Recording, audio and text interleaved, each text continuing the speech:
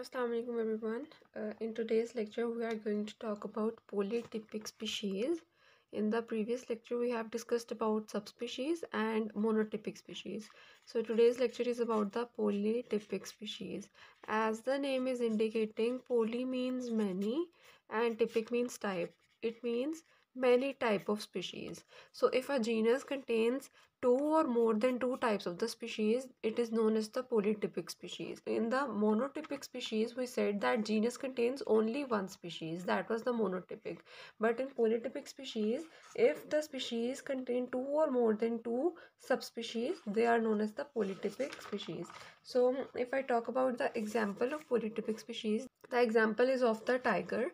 The scientific name of tiger is Panthera tigris, and this tiger, it is divided into many subspecies. The four of them we will discuss them. Indian tiger, its name is Panthera tigris. Chinese tiger, Panthera tigris amoyensis. Siberian tiger, Panthera tigris altaica. Javan tiger, Panthera tigris sondaica. So these four are the subspecies of the tiger, Panthera tigris. These four are the subspecies. So these are the polytypic species. Now, if I talk about polytypic species, then these are composed of allopatric and allochronic populations. Now, what are allopatric and allochronic populations? So, allopatric means the populations which are formed by the geographic isolation. In the upcoming videos, we will talk about the allopatric speciation, and we will see that if it is a area and that area is divided into two areas by any kind of geographic isolation, then the two species, they start to live differently. Okay, so this is the allopatric speciation. This species is formed into new species and this species is formed into new species. This is known as the allopatric speciation. So if these two species, they are closely related species, they became the polytypic species. So this is the allopatric populations, and the allochronic means the species that are occurring in the same time. Okay, so polytypic populations, they are allopatric and allochronic populations. Now, there were two names for polytypic species in the previous times, and those two terms, those are the ancient terms, and they are not established now and they are not in use. The previous names were Forman Kreis, Formenkreis, Forman Kreis, and Resin Kreis, Rassen, resin, Kreis. These two names, these were given for the polytypic species in the past, but these were not established. So this word polytypic species, this term, it was coined by, or it was given by the scientist Beckner in 1959. So now we will talk about the importance of polytypic species, how polytypic species play important role in the taxonomic hierarchy. So first of all, the polytypic species concept. This concept simplifies the classification of the large groups such as of the birds, mammals, butterflies and snails. In the past, all of these groups, their species were given a separate species, and all of them were the separate monotypic species. Suppose if this is a bird, this is a bird species, bird species, bird species, bird species, all of them were named differently and all of them was a single monotypic species. So when the concept of polytypic species was introduced, then this concept classifies them and makes the classification simple. So this concept classify the groups.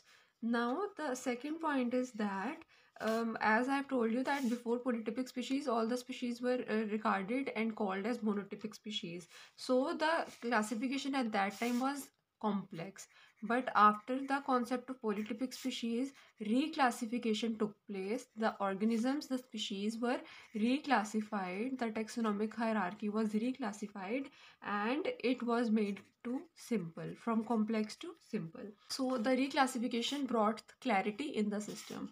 The third importance is that in the past there were 19,000 monotypic species of the birds. So after reclassification, only 9,000 species were left. So you can see how simplified it is now. Okay, so the fourth is that this classification is also done for the vertebrates as well as the invertebrates. The fifth importance is that this concept, it restores a definite biological meaning of species in hierarchy classification. Definite biological meaning of species.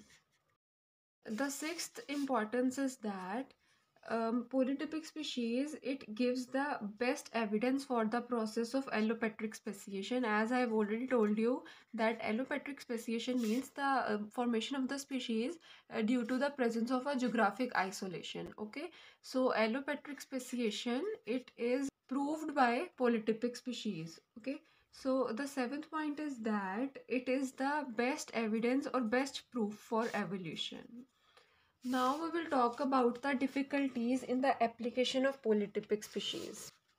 First of all, we will say that polytypic species, they arise from the allopatric population. Okay, the allopatric speciation. So it is difficult to decide that whether these two populations which are arising from the allopatric speciation, whether these two populations, they are two different species or closely related or polytypic species. So whether these two, they are the two different species, or they are the polytypic species, or they are the closely related species. Hence, it is the difficulty in the application of the polytypic species. And the second point is that closely related species with similar ecological requirements occasionally replace each other.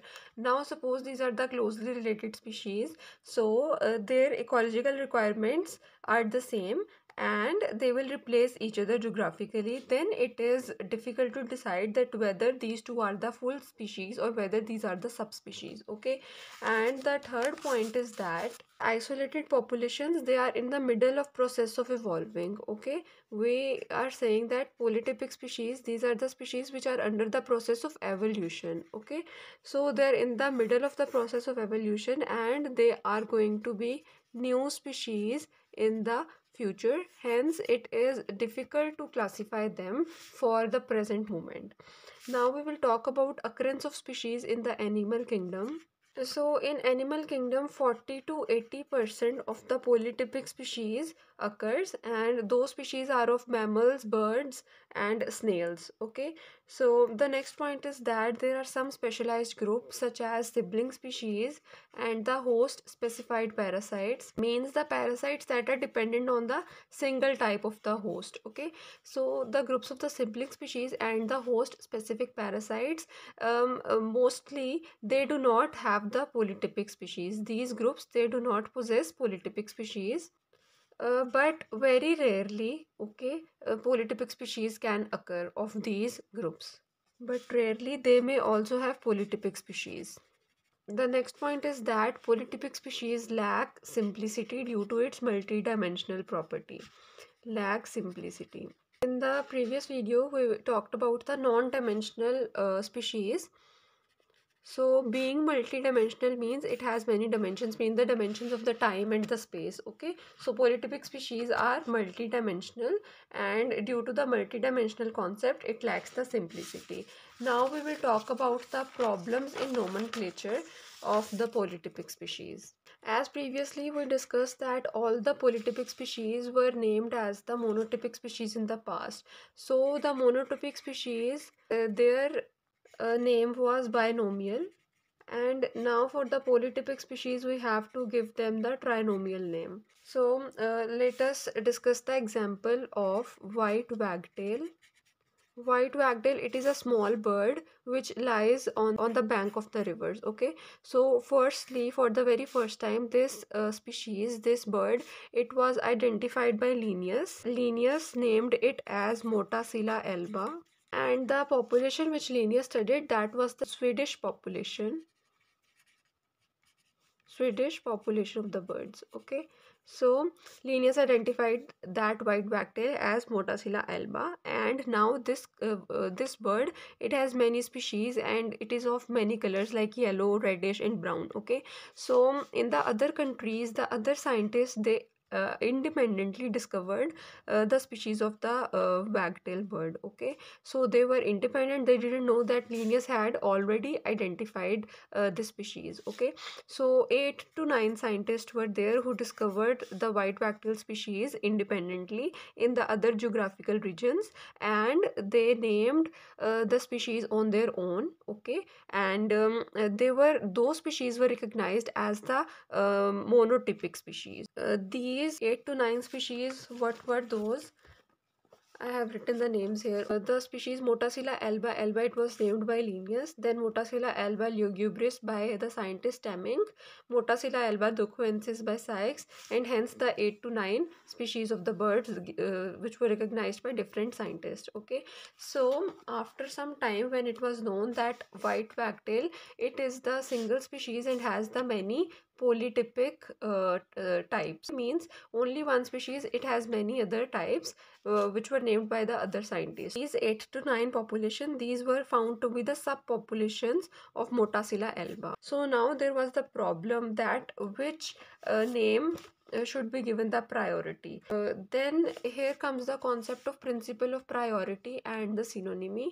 So the name which was given by Linnaeus, it took priority. Motacilla alba, it was the name which was given the priority. In the next video, we will talk about the intraspecific categories. If you have any problem regarding this concept, you can ask in the comment section.